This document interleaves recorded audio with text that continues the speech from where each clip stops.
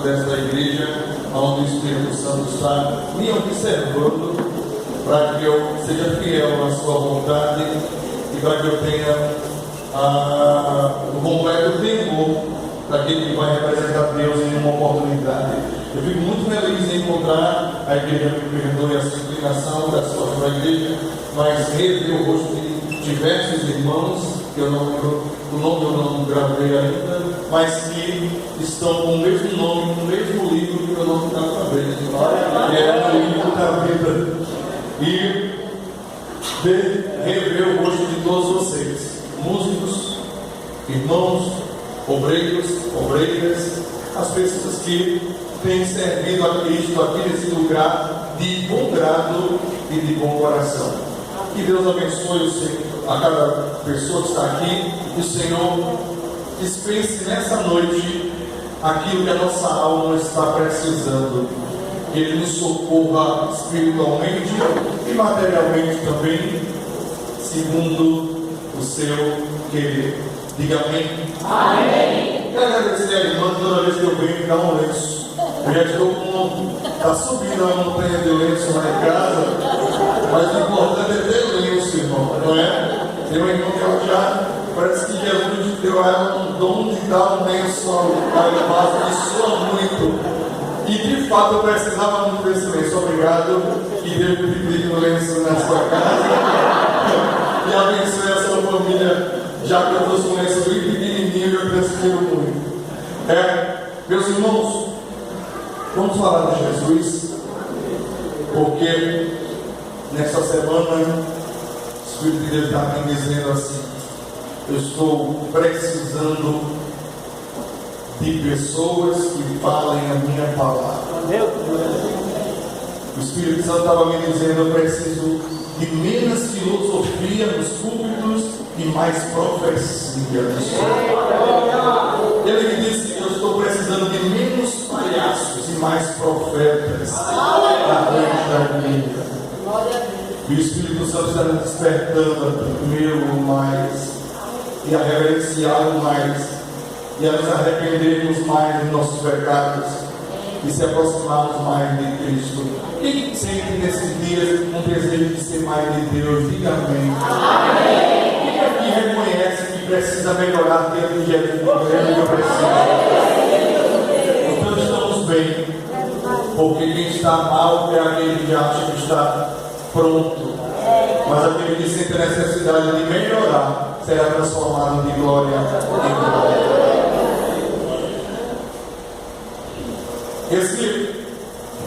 Esse livro foi escrito por Lucas.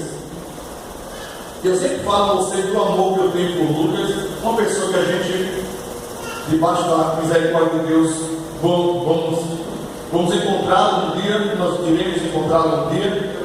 Eu gosto muito dos escritos de Lucas pelas suas particularidades, não desprezando o Evangelho de Mateus nem de João, que também tem as suas características literárias, porque cada escritor tem o seu jeito de escrever.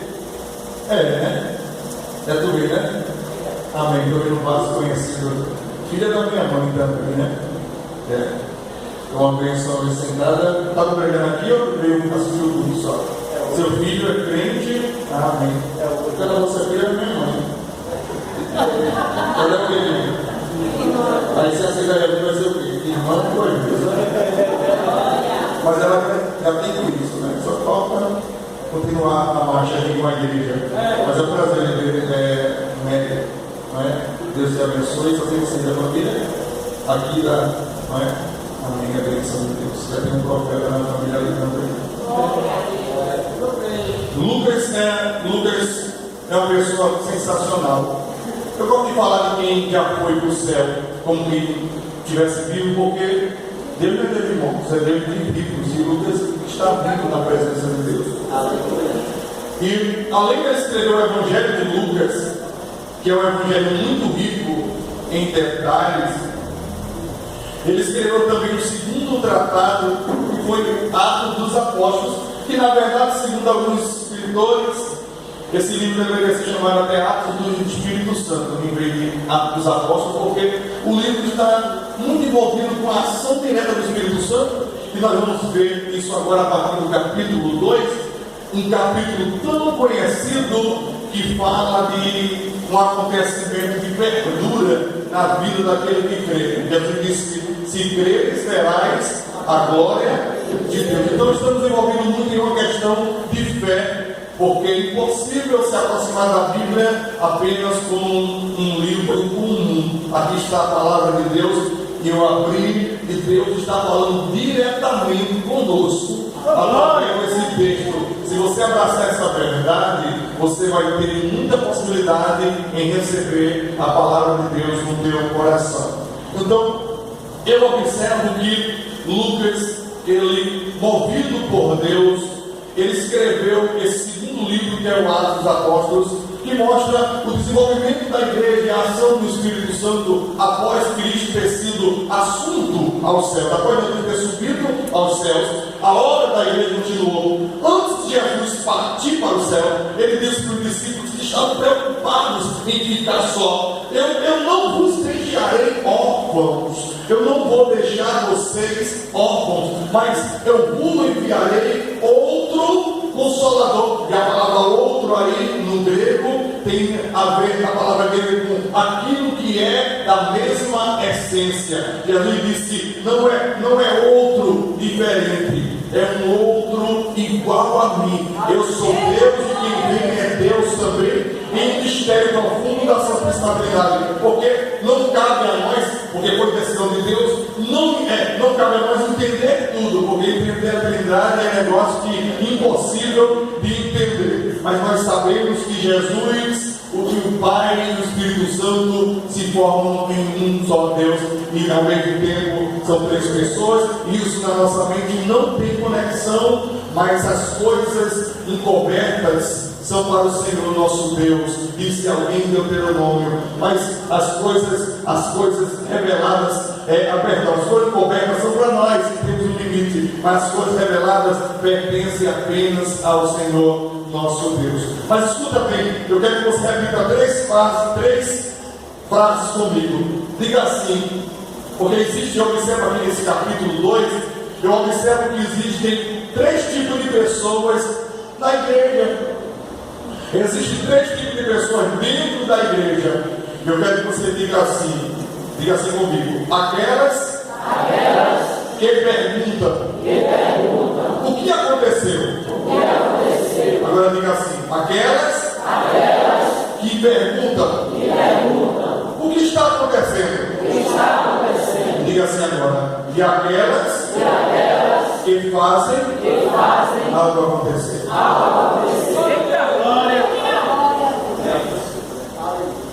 Eu li 3 versículos aqui, e se vocês repararam um detalhe nesse texto, eu vou explicar melhor, mas antes de explicar, quero que você entenda isso. Os 3 versículos que nós lemos, tanto o versículo 12, como o 7 e o 4, os 3 versículos começam com a palavra todos.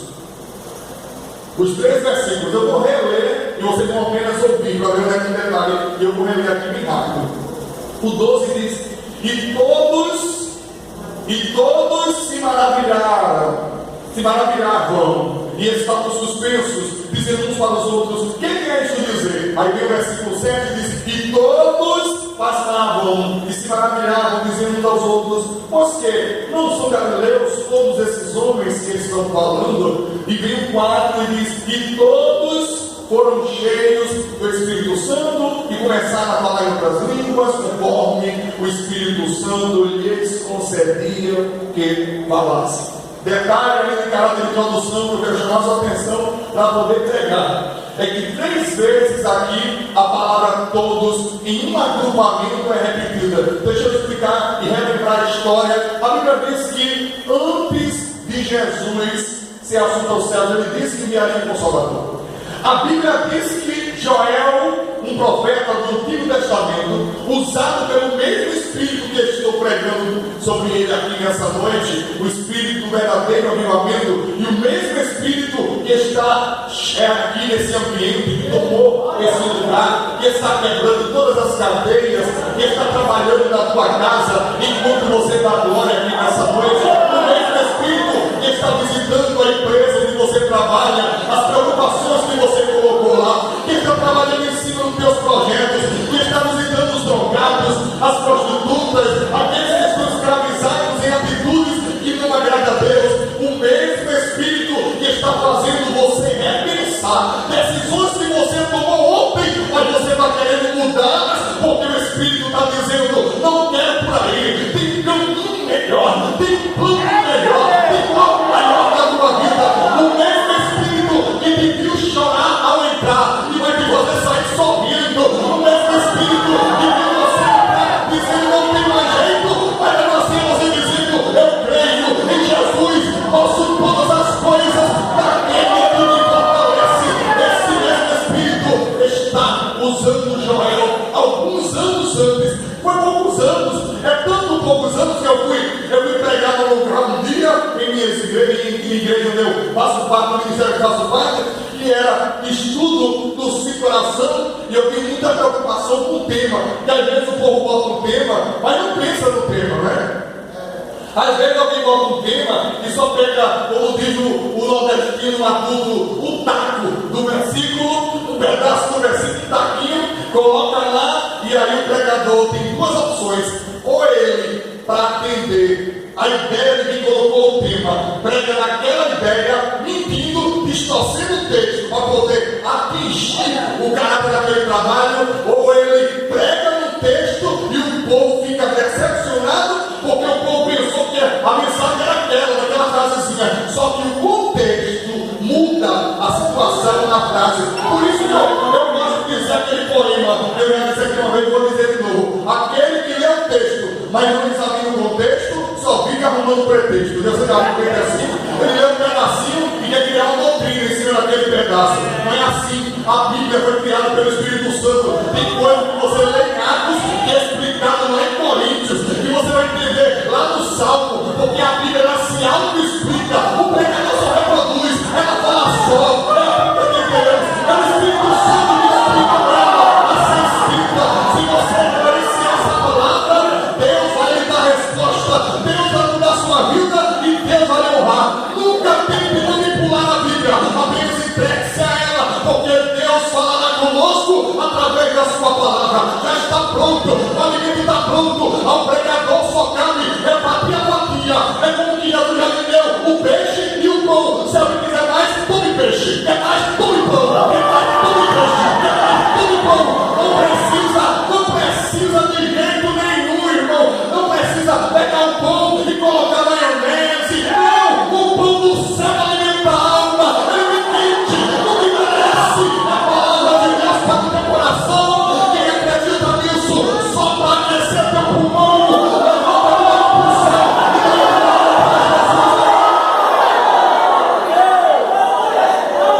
E pro teu irmão, a Bíblia fala por si só, mano.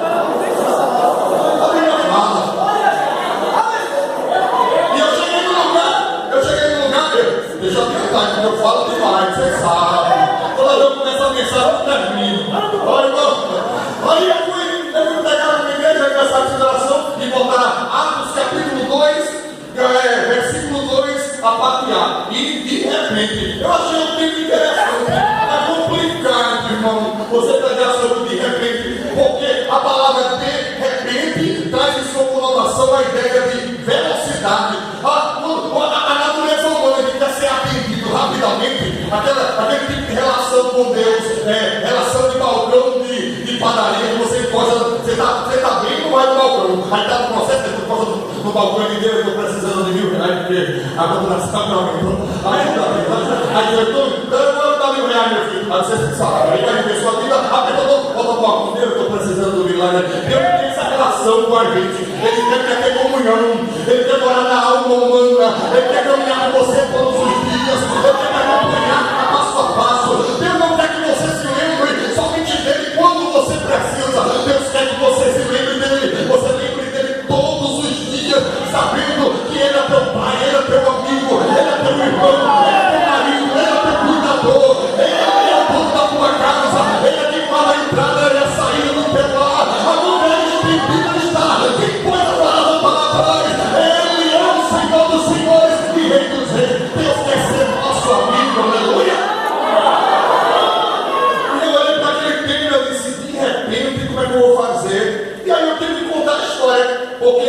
na verdade, a palavra de repente não indica, nesse texto, velocidade, mas indica surpresa. Uma mentalidade que agrega logo a velocidade. Vai ser de repente. E alguém pensa assim, vai ser rápido, mas a ideia é de surpresa para falar de repente. Só que aquele situação estava esperando que eu pregasse que é de repente. Peraí, Marcos, me ajuda. Queria me deixar no microfone, né? Você vai receber e vai ser de repente, vai ser de repente, vai ser de repente. Só que eu expliquei, eu vou explicar a vocês, antes de entrar nos pontos, que o de repente de Deus é um negócio, é um processo tão interessante, que só esse de repente de Atos dos Apóstolos, ele durou somente 837 anos. Quando Deus usou Joel e Joel lá no capítulo 2 também, no capítulo 2, e disse: assim diz o Senhor Jeová, eis que nos últimos dias derramarei do meu espírito sobre toda, no singular, é sobre todas as carnes, não se o cachorro ia receber, cavalo, mas não diz todas no hebraico, sobre o singular hebraico está lá, ele diz sobre toda a carne, é uma toda específica. Eu quero que você entenda isso, que eu vou falar de todos 3 vezes, provando que nem sempre todos quer dizer todos, mas é que existe todos separados, todos, nem sempre pulando em união. União é uma coisa, união é outra, estar junto é um negócio, estar unido é outro, estar perto é uma coisa, estar ajudando é outra, é diferente. O Espírito Santo quer dar avivamento a quem está unido, não basta estar perto, tem que estar unido no mesmo propósito.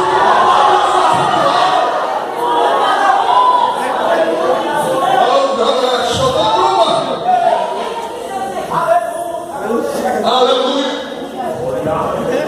Quando Deus usa Joel, Deus diz assim, usando a boca do profeta: eis que nos últimos dias, diz o Senhor Jeová, derramarei do meu espírito sobre toda a carne, e vossos filhos, olha que profecia, irmão. Eu queria dizer um detalhe aí: e vossos filhos e vossas filhas profetizarão. Eu gosto, esse negócio de vida, eu não gosto de falar da vida dos outros, quem gosta, é uma desgraça, eu não gosto, mas de falar de Jesus eu gosto. Mas para cá, eu vou negócio a você: eis que nos últimos dias derramarei do meu espírito sobre toda a carne, e vossos filhos e vossas filhas profetizarão, e vossos velhos terão sonhos, e os jovens terão visões. Jeová é tão tremendo. Olha que frase, olha o que o Espírito Santo faz na profecia. Eu vou chegar em Atos. Olha que os velhos terão sonhos. Meu irmão, quando eu li essa passagem, assim, foi tremenda. E aí, quando foi na década de 90, a ciência nos Estados Unidos saiu com um assunto novo e disse assim: nós estamos descobrindo aqui na ciência que o velho, ele não sonha. Quanto mais velho se fica, perde-se a capacidade de sonhar. Quanto mais está antigo, quanto mais vai envelhecendo, a idade está chegando, dorme agora, você faz o quê? Não sonhei com nada. Quando é novo, não. A menina dorme, eita, sonhei ganhando um iPhone 6 Plus, glória! Nós vamos vivendo velho, vai passando, vai se perdendo a capacidade de sonhar. A ciência descobriu isso. Agora deixa eu avisar uma coisa: a ciência, quem é crente pentecostal e tem o Espírito Santo, Deus já avisou 2.800 anos antes, através de Joel: eu vou derramar o meu Espírito, e ainda que seja velho, os velhos vão ter sonho. Se você consegue dar glória a Jesus, diga você, irmão, diga para ele aí: é porque crente envelhece, crente passa o tempo.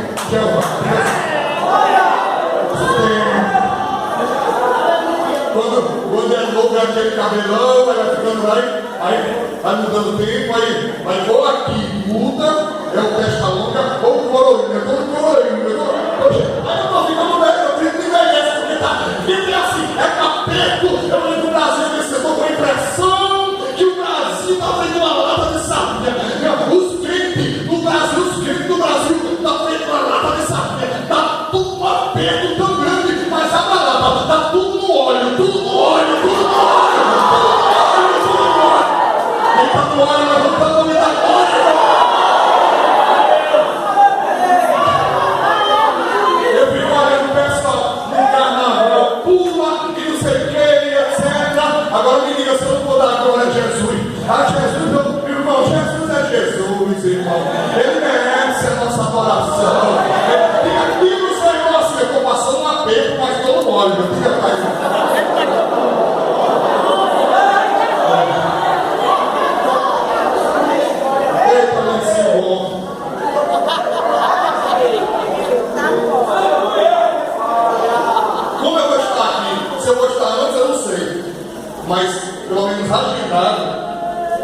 Deus permitir, eu vou estar aqui no dia 20 de abril, não é?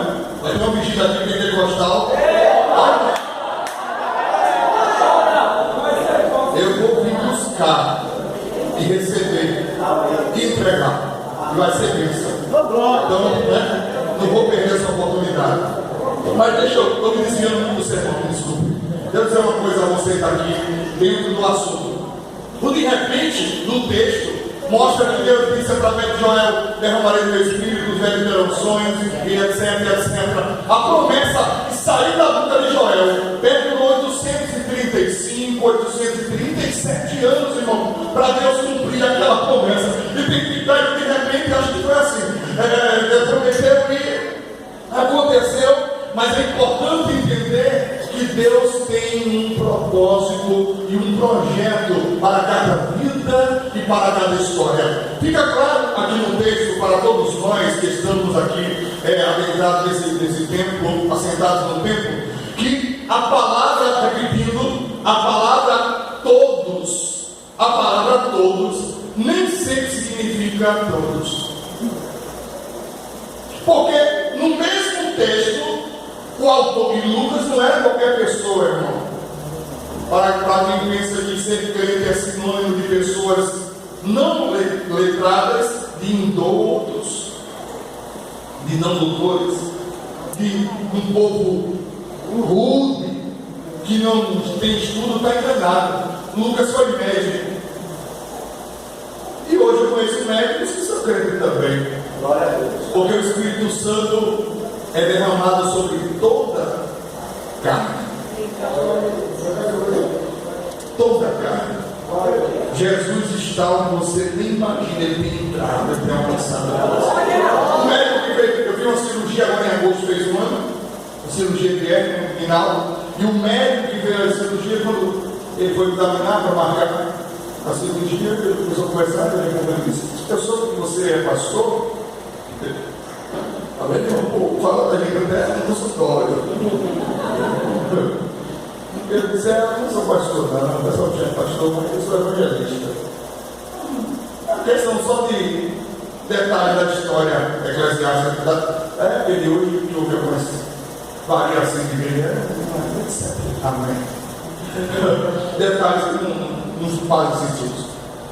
Mas eu sou evangelista. Mas você é pastor. Ele disse: eu sou crente da Batista. Amém. Ele disse: e eu vou operar. E terminou de fazer uma amizade. Uma pessoa maravilhosa. E médico. Foi com Lucas. Ele era médico. E ele cuidava muito das frases. Ele se preocupava muito em falar com clareza. Então ele faz questão aqui no texto de dizer: e todos.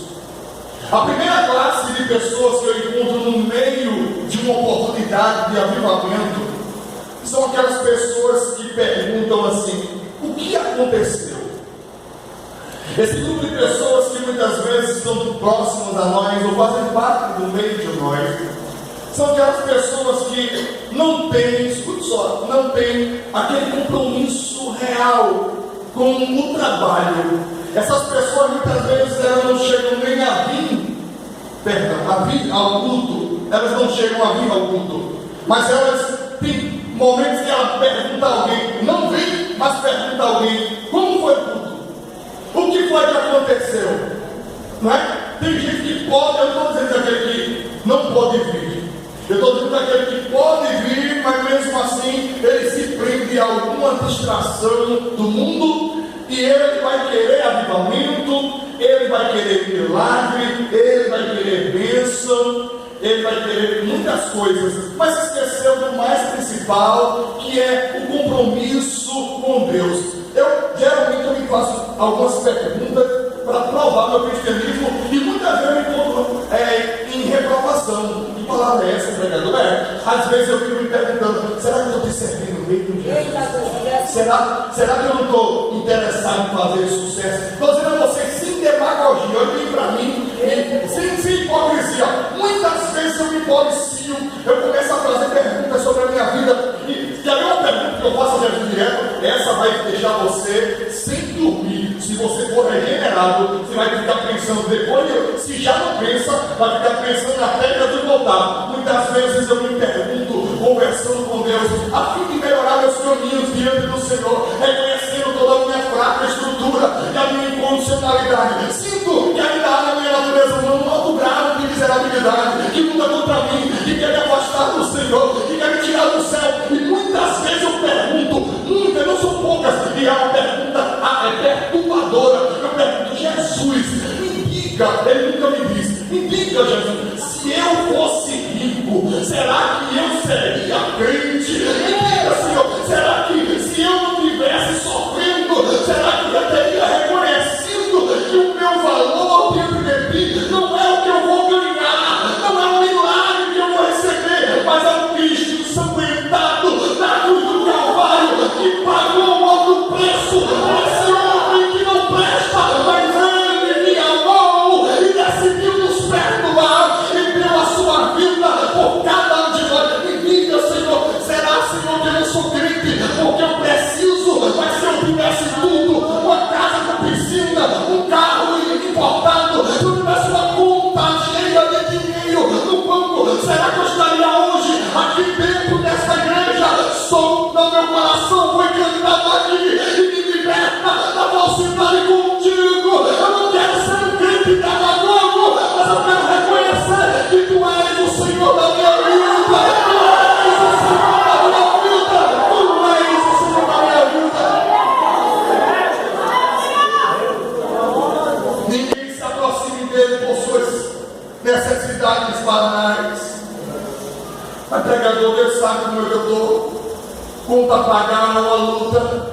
Mas se você se aproxima dele pelo que ele é e não pelo que ele faz, ele vai fazer naturalmente o que você precisa, porque ele é. Jesus só não quer ser confundido. E Lucas, muitas vezes eu me pergunto isso. Deus não me dá a resposta, porque talvez eu tenho quase certeza de ele dizer assim: se tu tivesse tudo, tu não me iria lembrar de mim. Jó capítulo 14, versículo 1. Jó disse: eu tenho observado que todo mundo nascido de mulher é cheio de inquietação. Deus conhece a nossa vida. Deus sabe o nosso coração, irmão. E muitas coisas, muito só que o Espírito Santo está falando. Está dando essa palavra para você. Muitas coisas que você está passando é bom. Glória a Deus. Porque é para você e eu chegar no céu. O apego que essa nação está levando é bom. Porque eu vejo uma nação que se dobra gastando milhões em parada aqui, onde pessoas estão vestidas de Cristo se beijando na boca, pessoas do mesmo sexo. Ou joga uma Bíblia fora ou reconhece que a Bíblia diz que isso é pecado. Ou a gente enfrenta a verdade, a gente ama essas pessoas, mas aborrece o que elas praticam. Ou a gente joga a Bíblia fora e escreve uma para nós. Uma Bíblia onde alguém pode ser o que quiser, porque Jesus é amor, como se diz na parada aqui. Deus é amor. E se Deus é amor, todas as formas de amor são lícitas e são de Deus. Essa é a filosofia. Mas Deus é amor. Avisa alguém lá fora que quando a Bíblia fala amor, não existe só uma palavra para amor no grego, não. Amor eros é uma coisa, amor ágape é outra, amor filos é outra. A Bíblia, dependendo do texto, quando fala de alguém para um homem para uma mulher na Bíblia, aí entra o termo grego para amor, mostrando o eros, o erótico, do humano, do natural que Deus criou. Mas quando aponta o amor de Deus, é um amor que é acompanhado de santidade. Não é o amor da libertinagem. Não é esse amor. E alguém faz aquela mistura, mas o que eu quero que você entenda isso, que machuca, principalmente para quem está em crise. Mas quem confia em Deus, guarde isso. O que você está passando tem um propósito. E às vezes o propósito é expurgar coisas da gente mesmo. Porque essa aparência minha aqui de terno não prova nada. Deus está tratando conosco. Ou você acha que o céu é um lugar fácil de chegar? Jesus disse que o céu é tomado a força. O céu não é. A porta do céu não tem escrito entra, brother. Mas pode ter escrito santificai-vos. Na porta do céu não tem escrito aqui é legal. Não tem. Não tem. Mas deve ter escrito aqui vive o eterno. Não é tão simples como o mundo quer fazer. Mas observe que se você reconhecer que Deus está no controle da sua vida, até os problemas passam a ser propósitos. Se você, não vou me demorar muito por causa do tempo, mas escute, se você observar o livro de Jó, do começo ao fim, o livro começa com Deus, Satanás acusando, operando, destruindo, ferindo, tirando, caluniando, envergonhando, humilhando, causando pavor, causando desprezo na própria esposa, e Jó fica só. Mas em momento algum, Jó diz assim: o diabo está me atacando. Você acha Jó dizendo isso? O diabo aparece na história invisível, mas na história já não tem momento algum. Você é obra do diabo na minha vida. O diabo está furioso comigo, por isso que ele está fazendo. Não é que seja pecado, mas em momento algum já diz assim: isso é o diabo destruiu minha família, o diabo está com a minha casa, e uma vizinhança. Em momento algum, toda vez eu dizia assim: isso é Deus. Aleluia. Isso é Deus. Aleluia. E nós sabemos pela Bíblia que é o diabo com a permissão de quem é crente pentecostal, sabe que o inimigo só faz alguma coisa com você.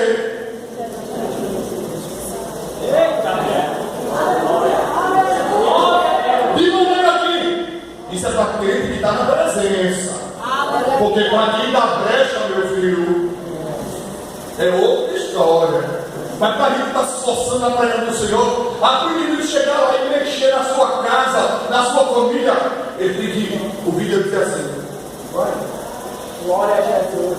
Ele chegou para Deus e falou de Jó, Jeová disse: vai, só não toque nele, na vida dele. Eu já fui. Ele mesmo chegou para Deus e disse assim: deixa eu se olhar com Pedro. Jeová disse: foi assim ou não? Com Jó, Jeová disse: vai. Com Pedro, deixa eu andar com Pedro. Cirandar significa, eu tenho uma peneira. A palavra cirandar no grego é pegar o trigo, botar na peneira, com o pai e tudo, e fazer assim. Olha o cuidado que é Pedro. Jogar para cima e sacudir, jogar para cima e sacudir, jogar para cima e sacudir. Jeová disse: e no dia que Pedro quis se amostrar, e nós somos vários, porque tem gente que pensa que é o pregador. Eu sei mais, eu vou.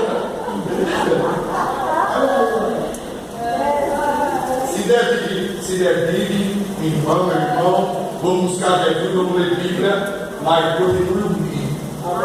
Porque eu não vim aqui para encher sua bola, não. Eu trouxe um espeto para furar a bola, de que está uma bola muito cheia, e dizer: agora é de Jesus. Quem manda é Jesus, tu. O grande aqui é ele. O nome da tua casa é Jesus também. Eu trouxe um espelho que Jesus me deu. João Jesus disse lá: o machado está preparado para a madeira. Eu trouxe o machado, não, eu trouxe um espinho que Jeová me deu para furar a bola que está muito cheia e te lembrar que agora é Deus.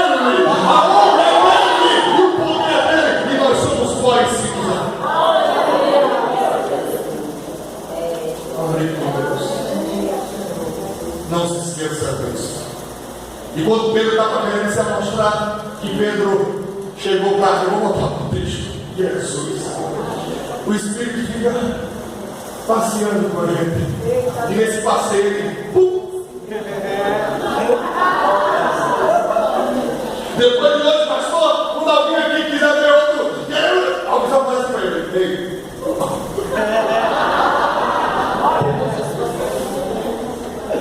Eu toco o pai, eu pego.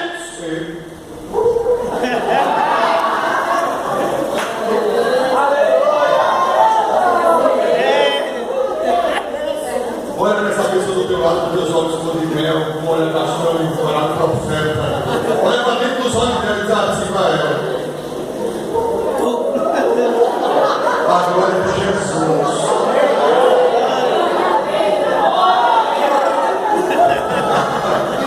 Aleluia! Aleluia! Vai dar tempo de terminar o texto.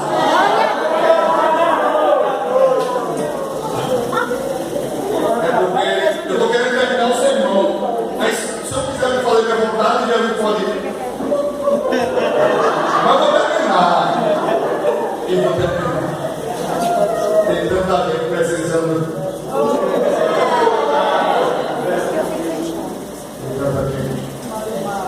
Eu não estou dizendo propriamente aqui, mas eu vivo num ambiente que a igreja não querendo acabar com o outro e eu só com o espelho na mão, a bola está muito cheia, está querendo fazer as fotos dos outros de escada para subir na vida.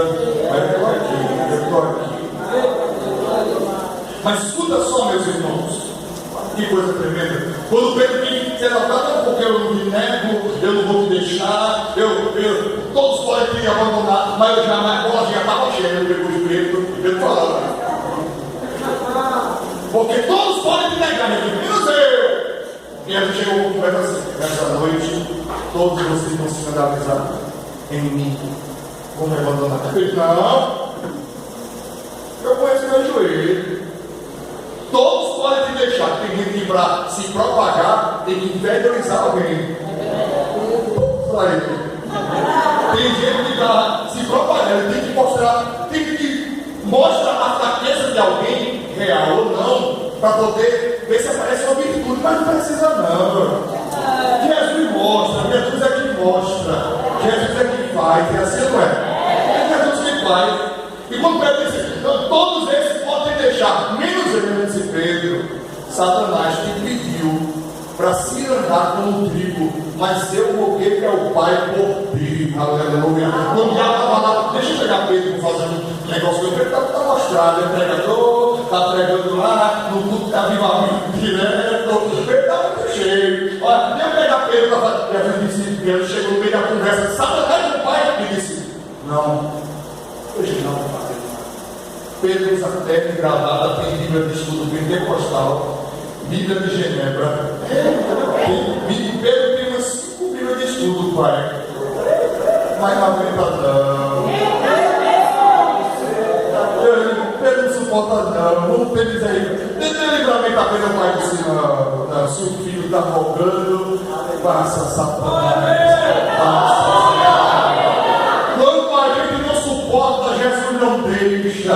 Mas se você está passando um processo, Ele permitiu, Ele está no controle, Ele vai lhe tirar do processo e você vai ver a glória de Deus nessa história, para a glória do nome de Jesus. Esse primeiro tipo de pessoa, irmão, que é sobre o objetivo que eu vou falar, é aquela que não se envolve, mas pergunta depois, como alguém perguntou aqui, o texto disse, e todos se maravilhavam, estavam suspensos, dizendo uns para os outros, quem quer isto dizer? Porque alguém, esse grupo aqui, do versículo 12, é um grupo que está longe daquela igreja, daquele cenáculo, mas estava ouvindo o som. Estava ouvindo o som de outras línguas. Que aqui, nesse momento, Atos 2, não foi línguas que não se entendia.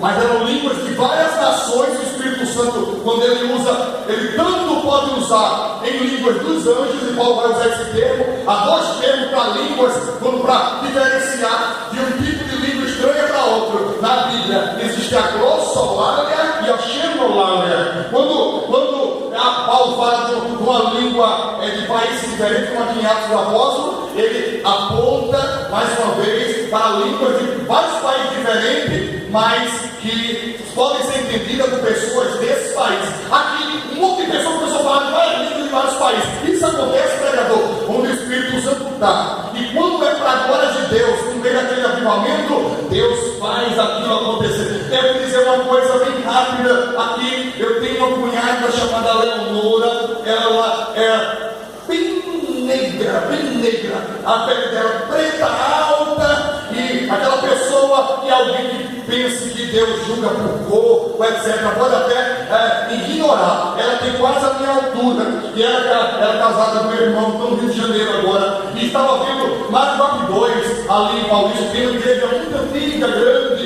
e existia um pastor que algumas pessoas mais antigas eu ouvi falar. Foi um pastor que me levava para sair com ele, mas eu passei pouco tempo devido a uma tragédia. Um pastor chamado José Zito, que morreu de um tiro ali em Alameda. Alguém deu um tiro dele da moto, desapareceu, e até hoje não se sabe o motivo, e a igreja achou por melhor entregar a Deus, por não querer escavacar aquele problema, e deixou com as leis dos homens, e aquele pastor está agora. Era um grande pregador. Eu não sei quem ouviu falar desse pastor. Era um grande homem de Deus, pastor Zito. E estava vendo um culto de mocidade em Maranguape 2 Alto, e um pastor da África, pela primeira vez, que não falava em português, veio para pregar em Abreu Lima, e nós iríamos ministrar ali também à tarde. E logo pela manhã, esse pastor africano que não falava português, embora o continente africano tenha uma boa parte da língua portuguesa, mais Portugal, mas tem. Esse pastor não falava português nosso nem fluentemente, e ele estava ali pregando com a ajuda de intérprete. E o culto, a igreja muito cheia, era grande, na Maranguape 2 Alto, semelhante a essa,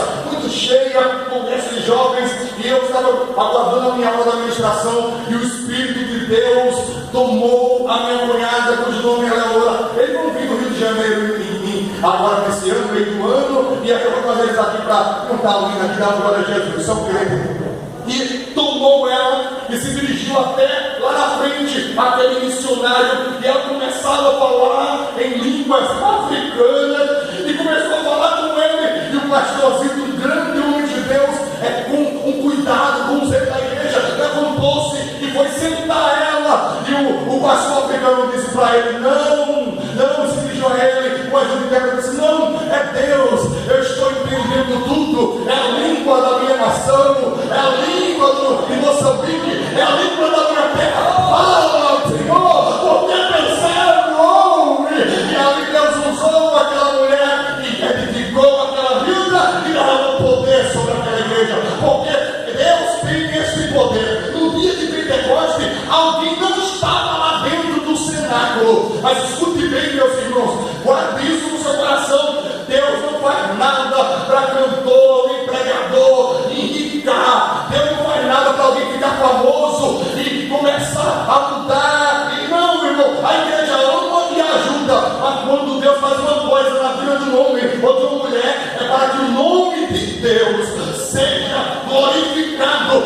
Nada mais. Se ele vai abençoar alguém, e se alguém vai ser abençoado, humanamente falando, que seja, mas a intenção de Deus é glorificar o nome dele, porque ele é digno dessa glória que a igreja dá. Ele é digno do teu louvor e da tua adoração, aleluia. Mas o texto mostra que existia alguém que não foi, e alguém que não se envolveu, mas perguntou de longe, o que está acontecendo? O que isso quer dizer? Meus irmãos, alguém que talvez quando acabar o culto diga para você amanhã, como foi ontem?